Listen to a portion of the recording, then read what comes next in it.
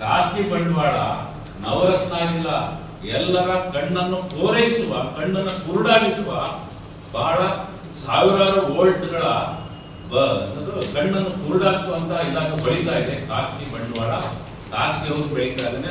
ನಮ್ಮದೇ ದೇಶದ ಬಂಡವಾಳ ಹಣ ಅಂತ ಇದು ಅಭಿವೃದ್ಧಿ ಅಲ್ಲ, ಯಾವ ರೀತಿಯಲ್ಲೂ ಜನಪರವಲ್ಲ. ಇದನ್ನು ನಿಲ್ಲಬೇಕು. ಗಣಿಗಾರಿಕೆ ಬಹಳ ದೀರ್ಘಕಾಲ ನಡೆದು ಈ ದೇಶಕ್ಕೆ, ಈ ನಾಡಿಗೆ ಅದರ ಸಂಪತ್ತು ಉಪಯೋಗ ಆಗಬೇಕು.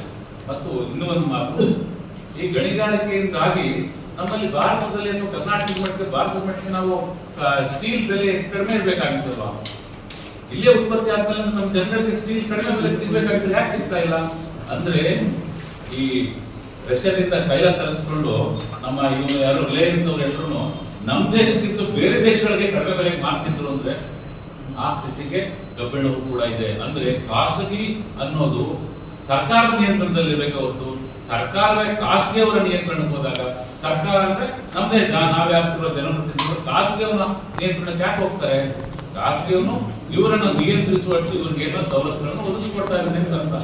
ಇಂತಹ ಭ್ರಷ್ಟ ಜನವಿರೋಧಿ ವ್ಯವಸ್ಥೆ ನಿಂತು ಜನಪರವಾದಂತಹ ಗಣಿಗಾರಿಕೆ ನಡಿಬೇಕಲ್ಲ, ನಿಮ್ಮೆಲ್ಲರ ಸಹಕಾರದಿಂದ ಆಗ್ಬೇಕು ಅಂತ ನಿಮ್ಮೆಲ್ಲರನ್ನು ಕೂಡ ಈ ಬಗೆಗೆ ಸರಿಯಾದ ರಿಪೋರ್ಟ್ ಮಾಡಿ